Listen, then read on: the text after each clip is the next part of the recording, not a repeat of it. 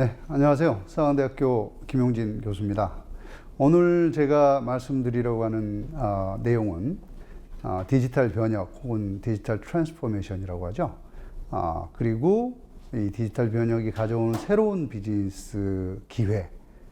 결국은 이제 제가 결론적으로는 온디맨드 서비스다라고 표현을 하고 있는데, 이 온디맨드 서비스로 이루어진 세상, 이게 과연 어떤 것일까라고 하는 궁금증에 대한 답입니다. 자, 목차는 뭐 간단하게 우리 디지털 변혁이라는 게 무엇이고 어떤 기술들을 사용하고 있고 이것들이 어떤 비즈니스 기회를 만들어내는지, 그리고 우리는 어떻게 준비를 해야 하는지, 이런 얘기들을 해보고자 합니다. 여러분, 우리가 사는 세상 참 힘들죠. 도대체 이 기술의 변화라는 것은 왜 이렇게 빠른 것인지, 오늘 내일 코로나가 어떻게 갈 것인지, 어디서 어떤 것들이 새롭게 튀어나올 것인지, 어떤 기술이 또 새롭게 튀어나올 것인지, 온갖 세상이 너무 복잡해요.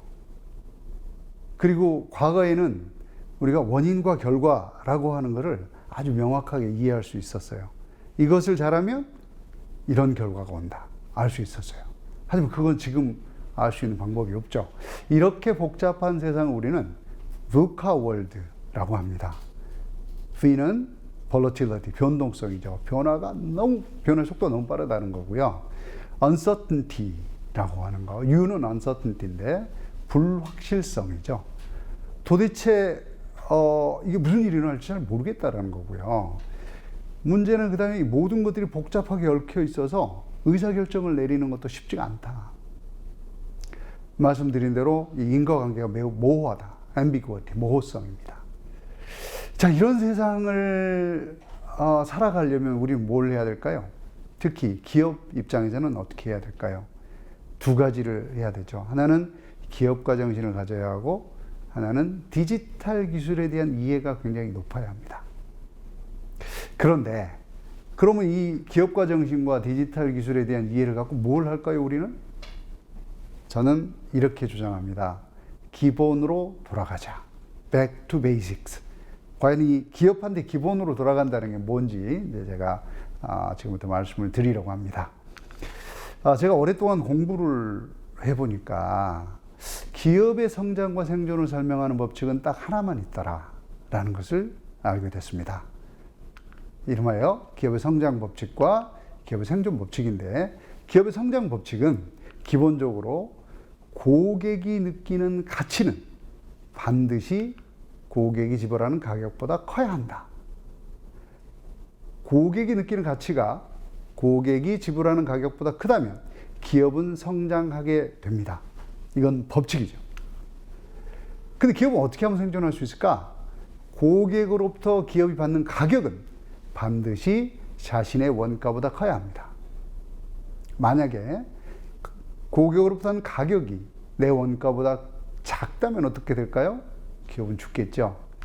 그래서 우리가 일반적으로 전통적으로 비즈니스하는 방식은 뭐였느냐면, 가치를 높이기 위해서 노력을 했죠. 하지만 문제는 이제 원가가 올라간다는 거예요. 이걸 우리는 가치 원가 딜레마라고 합니다. 자, 그럼 여러분 여기서 한 가지 우리가 고민해야 될 거, 가치가 언제 높아질 것이냐?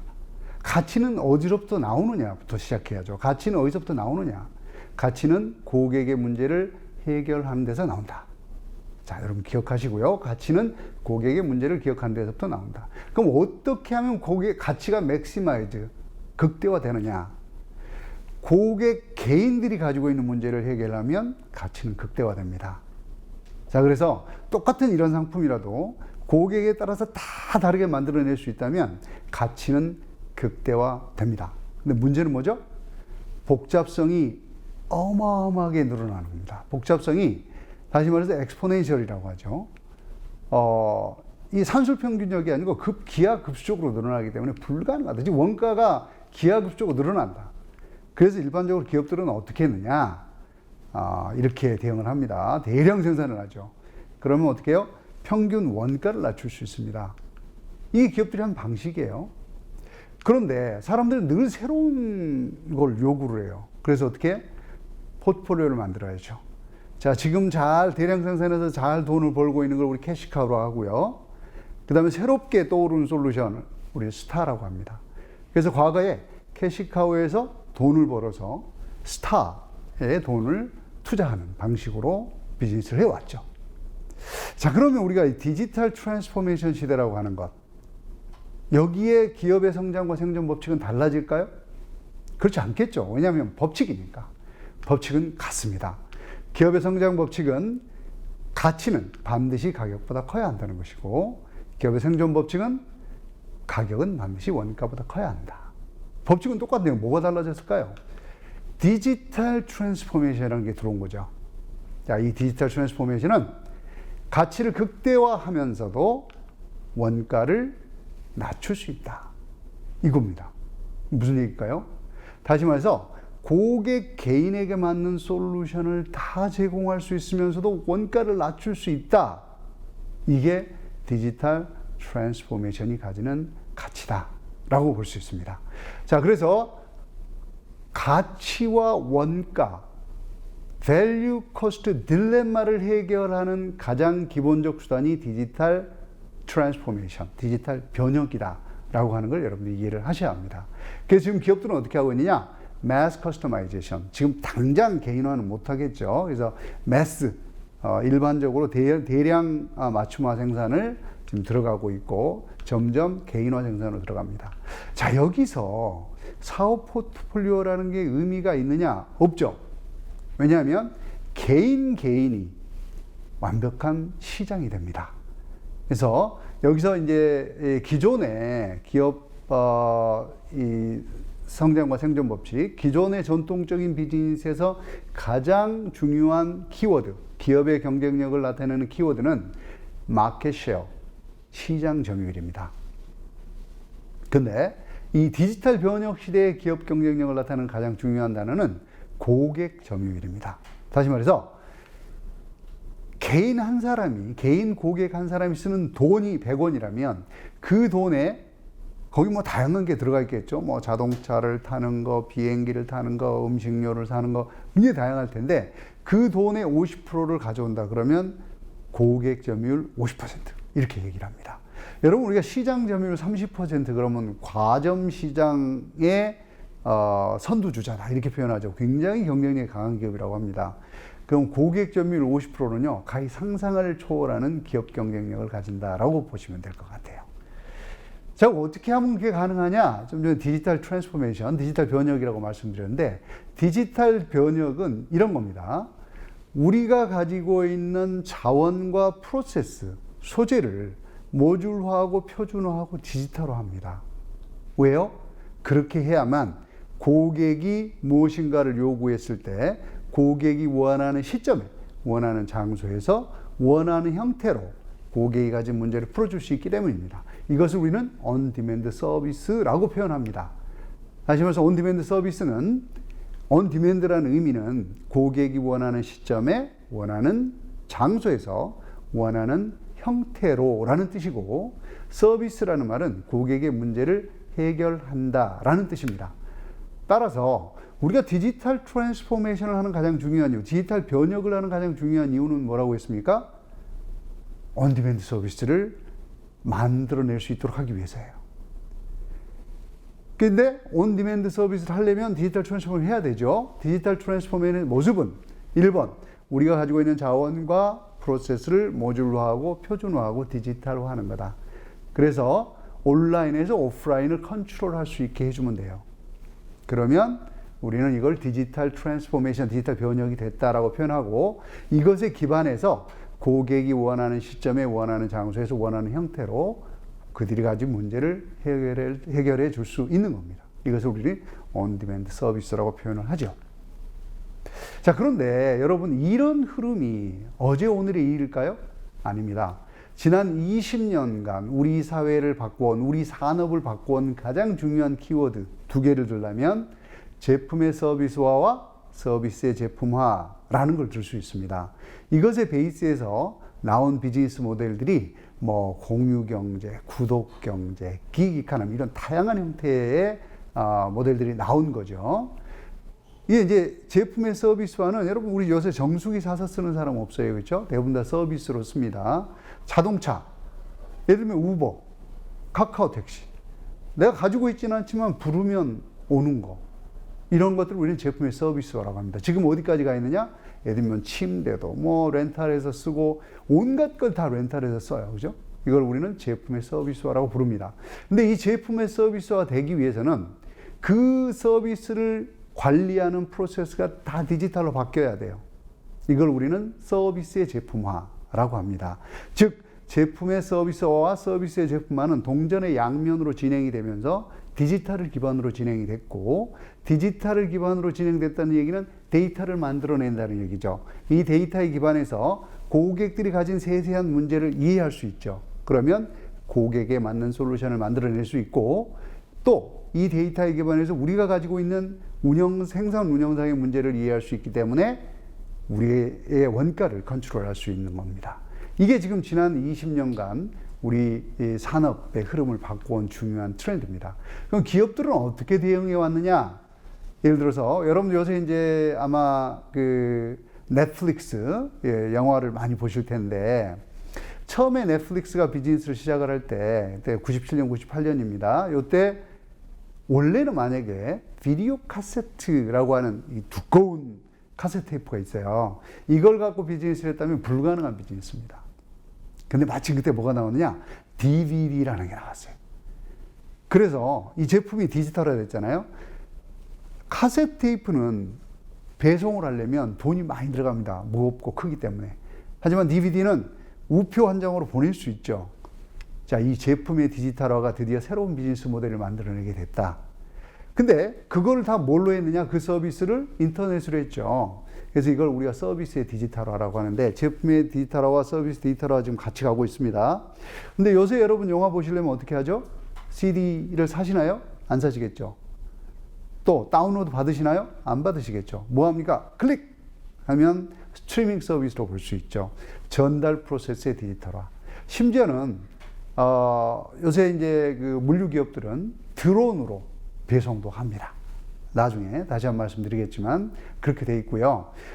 이제 생산 운영 시스템의 디지털화라는 게 있어요. 지금 우리 스마트 팩토리 이런 것들, 스마트 웨어하우스 이런 게 전부 다 생산 운영 시스템의 디지털화입니다. 지금 우리가 가고 있는 길이 거기고, 마지막으로 지금 가고 있는 데가 어디냐면 사실은 거래 디지털화라고 하는 거예요.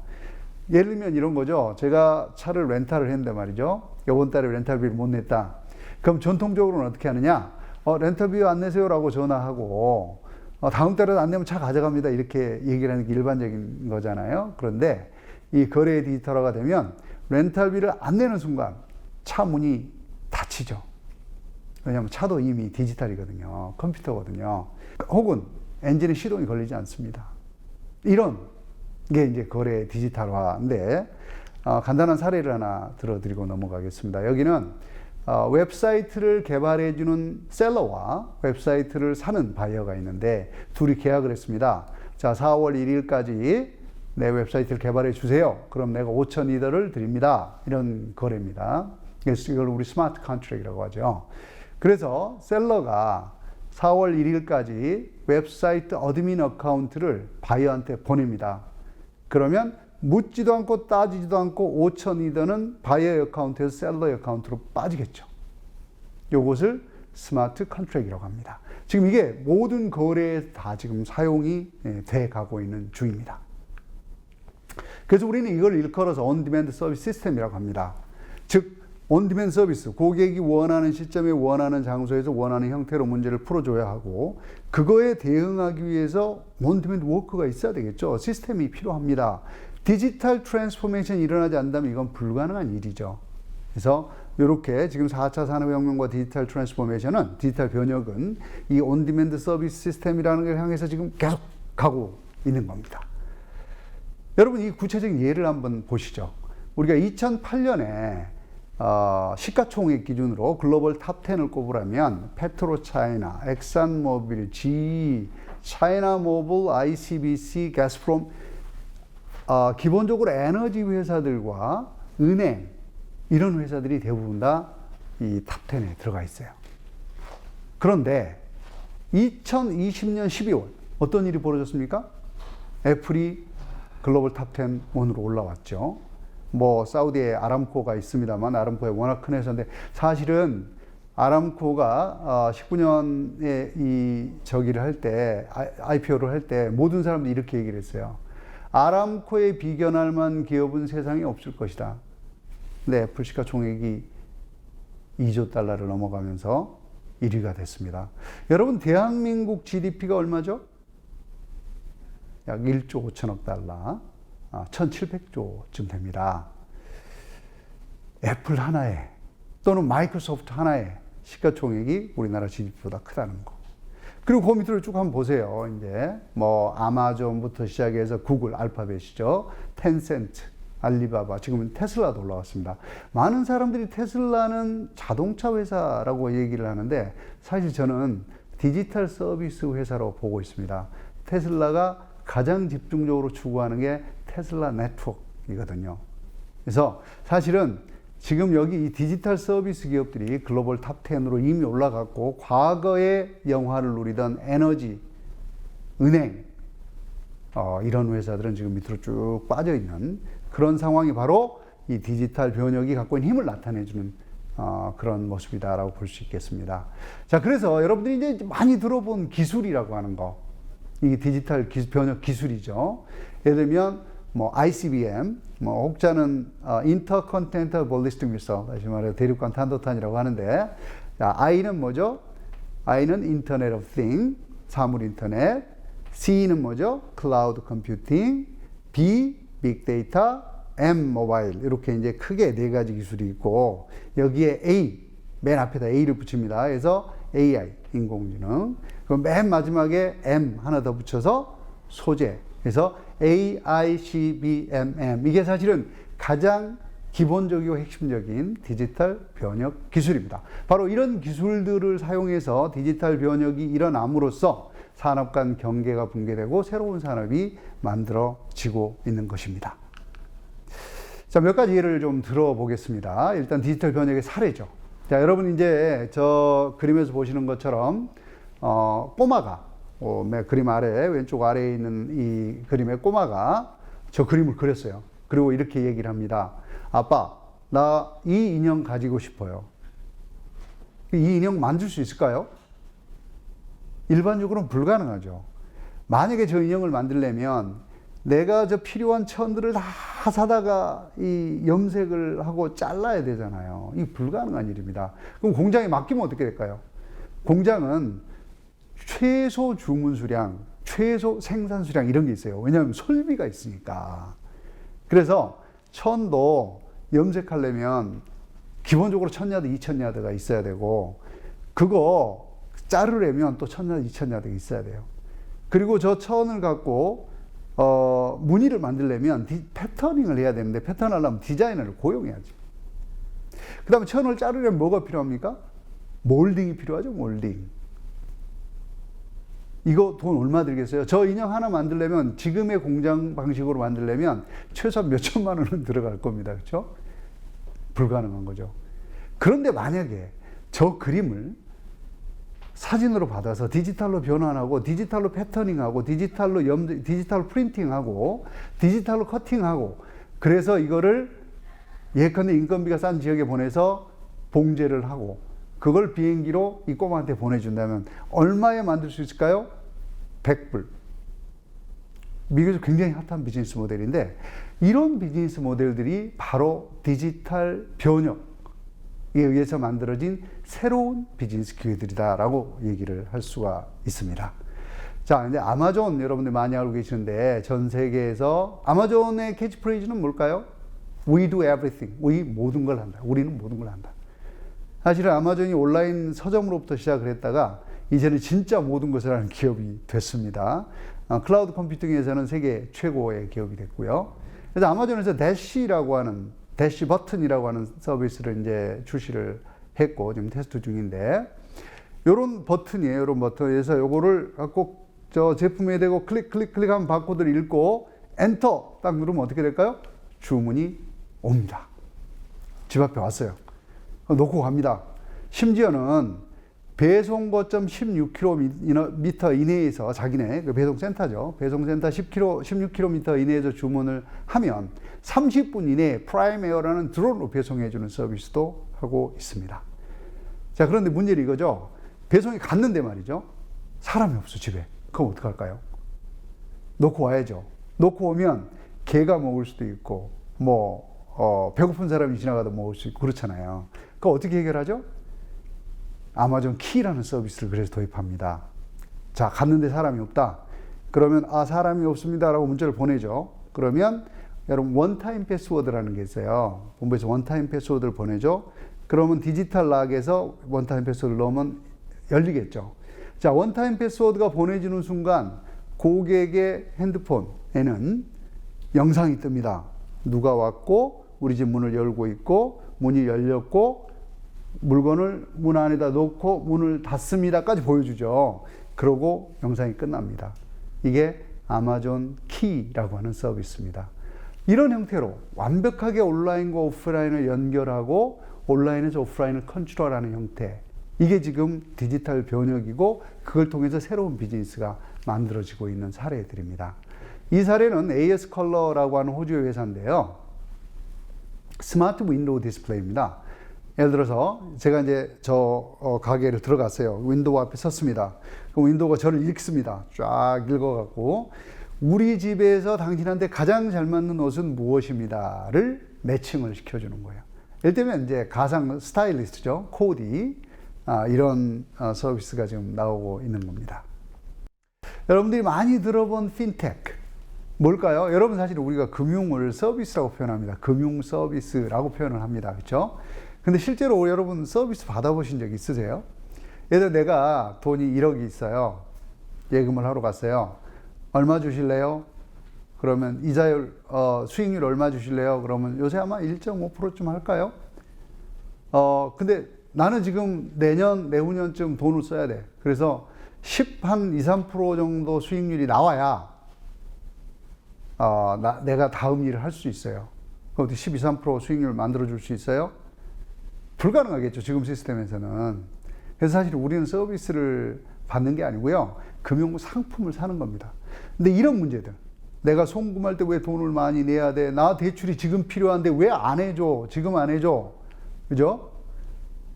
내가 지금 이런 프로젝트를 하려고 하고 싶은데 이 돈 투자할 사람 왜 없어?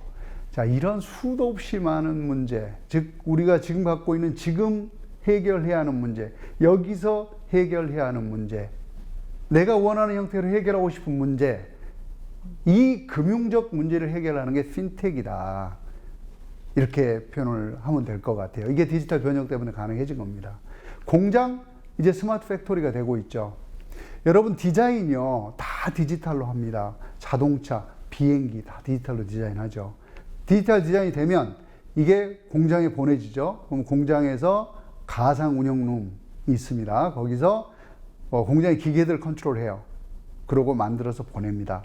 이거를 가장 잘하는 회사라고 알려진 게 시멘스인데, 시멘스가 운영하는 이 스마트 팩토리가 있습니다. 여기 시멘스는 디지털 트윈, 다시 말해서 공장하고 똑같이 만든 디지털을 갖고 있어요. 여기서 다 컨트롤을 합니다. 그래서 고객이 직접 디자인한 제품을 실시간으로 만듭니다.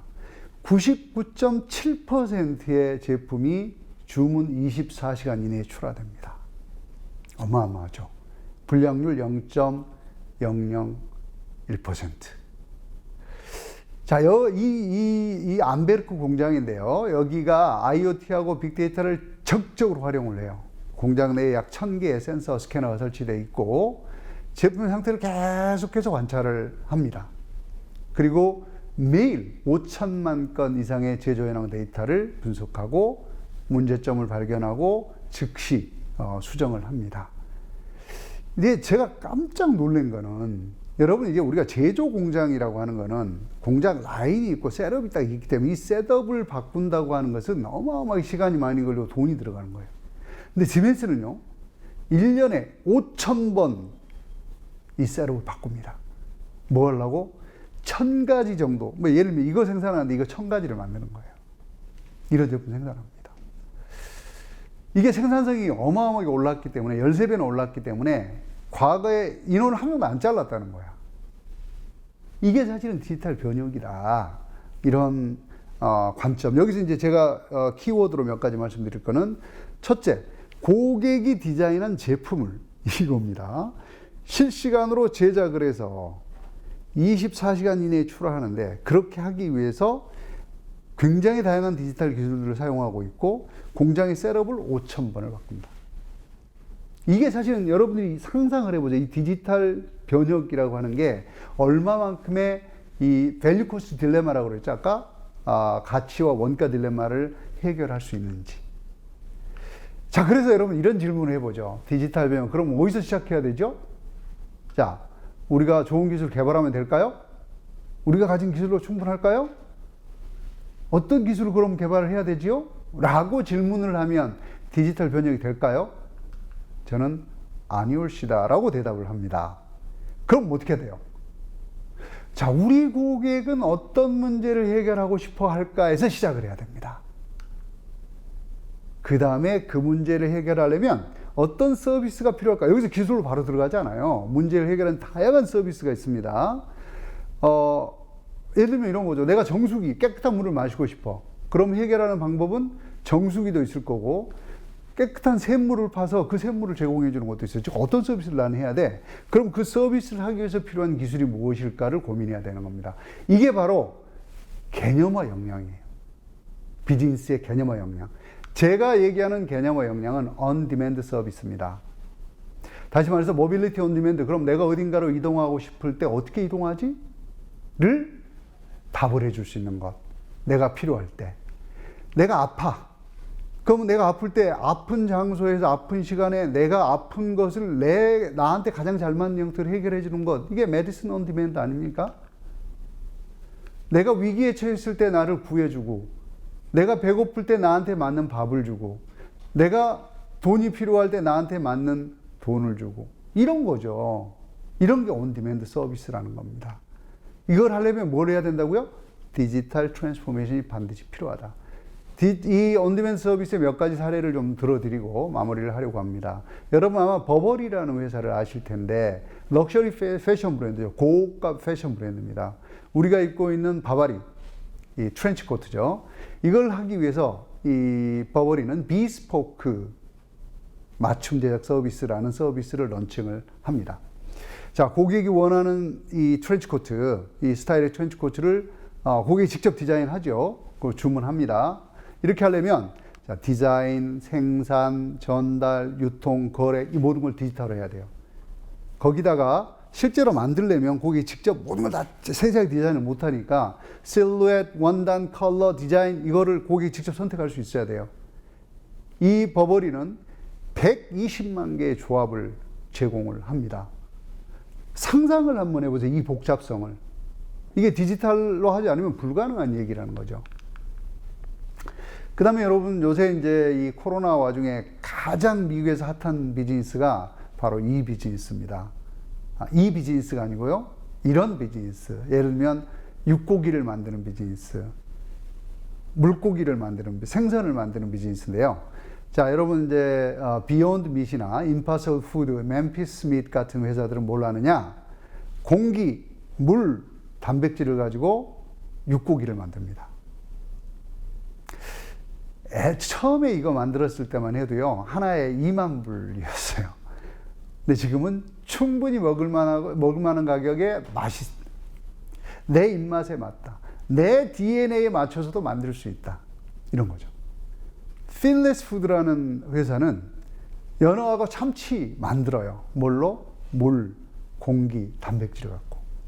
근데 여러분 실제로 환경오염을 가장 많이 일으키는 CO2를 가장 많이 배출하는 산업이 뭔 줄 아십니까? 목축이에요. 목축. 소 기르는. 우리 바다를 가장 이 생물 어종의 감소를 가장 극적으로 만들어내는 게 수산업이죠. 이제는 더 이상 필요 없다 이거예요. 만들자 우리가. 그 무프리라는 회사는 물, 공기, 단백질을 가지고 우유를 만드는 회사예요. 저스트라는 회사는 물, 공기, 단백질을 가지고 계란을 만드는 회사입니다. 그렇죠. 여기다가 내 기호 그리고 내 DNA를 잘 맞춰서 만들어주면 완벽한 온디맨드, 푸드 온디맨드가 되겠죠. 이런 아마 여러분 이제 그랩이라는 회사를 들어보셨을 텐데, 그랩이 이제 싱가포르에 있는 회사입니다. 동남아에서 가장 큰 모빌리티 온디맨드 서비스 회사죠. 거기에 뭐 토요타, 오펜하이머 펀드, 현대자동차, 뭐 부킹홀딩스, 애지간한 이 여러분들이 들어보는 회사들이 다 투자를 했습니다. 그래서 지금 현재는 모빌리티 서비스, 금융 서비스, 전자화폐 서비스를 포함해서 그 다음에 식품 배달 서비스, 택배 서비스, 컨텐츠 서비스를 하고 있습니다. 근데 여기다가 작년에 4조 5천억을 추가 펀딩을 받았어요. 그래서 그거 뭐 하려고 그러느냐? 온디맨드 비디오 서비스, 디지털 헬스케어 서비스, 보험 서비스, 호텔 예약 서비스, 온갖 서비스를 다 붙이려고 합니다. 뭐죠 이게? 아까 말씀드린 아마존이 추구하는 We do everything과 같은 겁니다. 자, 고객 여러분, 저랑 같이 있으세요. 저한테서 모든 서비스를 다 받아가세요. 저는 여러분들이 쓰는 100원 제가 다 가져올게요. 이런 얘기를 하고 있는 거예요. 커스터머 쉐어 100%를 추구하는 회사들이다라고 보시면 됩니다. 이게 바로 온디맨드 서비스에서 가장 경쟁력 있는 회사들의 모습이라고 보시면 될 것 같습니다. 자, 그러면 이제 문제는 이거죠. 어떻게 해야 돼? 우리는 다 아날로그 설비야. 우리 회사가 예를 들면 버버리처럼 또는 시멘스처럼 셋업 바꿀 수 있을까? 그 디자인 할 수 있을까? 해서 우리가 실제 가능한 건가? 의미가 있는 거야? 제가 아까 처음 시작할 때 이런 말씀 드렸습니다. 자, 기술을 고민하면 답이 나온다? 안 나온다. 그럼 뭐부터 고민해야 되느냐? 우리가 해결하고 싶어 하는 고객은 누구이고 그 고객의 문제는 무엇인지를 시작해야 된다. 만약에 그것을 온디맨드로 제공하려면 어떤 서비스가 필요한가부터 고민해야 된다. 이것을 저는 디지털 전략이라고 얘기를 합니다. 기술 전략이 아니에요. 비즈니스 전략이죠. 고객 전략입니다. 거기서 시작을 해요. 그 다음에 두 번째는 고객들은 그걸 어떻게 사용하지? 지금 현재는 어떻게 문제를 풀고 있어? 어떻게 해주면 저게 되지? 라고 하는 디자인 전략이 필요하고요. 마지막에 그럼 우리의 자원과 프로세스는 어떻게 바꿔야 돼? 뭐부터 바꿔야 되는 거지? 뭐가 가장 크리티컬해? 이렇게 순차적으로 투자 전략이 있어야 합니다. 돈이 없고 자원이 없는데 모든 걸 한꺼번에 다 할 수는 없잖아요. 그리고 빅뱅은 무조건 실패를 하게 돼 있습니다. 여러분, 완전 자동화에서 실패한 사례 많습니다. 테슬라도 당장 그렇죠. 그래서 이런 것들이 만들어지면 디지털 기업 생태계가 만들어지겠죠. 자, 이렇게 이 디지털 변혁 전략을 만들어야 되고요. 여기서 가장 중요한 거 세 가지입니다. 뭐 가장 중요한 한 가지겠지만 세 가지를 꼽으라면 이런 거죠. 우선 기술에 대한 이해를 하셔야 합니다.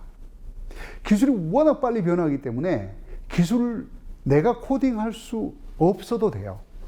하지만 우리가 목표가 있잖아요. 예를 들어서 디지털 트랜스포메이션, 디지털 변혁이라는 것은 밸류 코스트 딜레마를 해결하는 거야. 밸류는 퍼스널라이즈 솔루션, 개인화된 솔루션을 제공해 주면 되고, 코스트는 내 생산 프로세스를 컨트롤하면 돼. 이 두 개를 할 수 있는 기술이 뭐지? 지금 어떤 기술이 나와 있어? 라고 내가 의식을 갖고 기술을 봐야 한다는 얘기고요. 근데 한 사람이 모든 걸 할 수 없어요. 그러니까 현장에서 그걸 맡고 있는 종업원들한테 권한 이양을 철저하게 해야 합니다. 그래서 그 사람들 키워야 돼요. 그리고 마지막으로 고객이 참여할 수 있도록 해야 합니다. 고객이 직접 인볼브를 해서 생산 프로세스든 디자인 어떤 프로세스든 인볼브를 해서 스스로 무엇인가를 만들 수 있도록 해야 한다. 이게 바로 디지털 전략의 가장 중요한 방향성입니다. 자, 그래서 결국은 이제 제가 드리고 싶은 말씀은 뭐냐면, 아까 back to the basic이라고 했습니다. 그래서 우리가 가는 방향은 어디인가? 결국은 고객 가치를 높이는 데 있다. 고객 가치는 고객의 문제를 해결하는 데서 나온다. 그 고객의 문제를 해결하면 우리가 가진 제품과 서비스 가치는 높아진다. 그런데 기술이 복잡해지기 때문에 이 제품이 고객에게 전달이 잘 돼야 돼요. 디자인이 단순해야 돼요. 요 세 가지만 기억하고 계시면 고객 가치는 높아지고 여러분들의 기업은 성장할 것이다 라고 말씀드릴 수 있겠습니다. 네, 경청해 주셔서 감사합니다.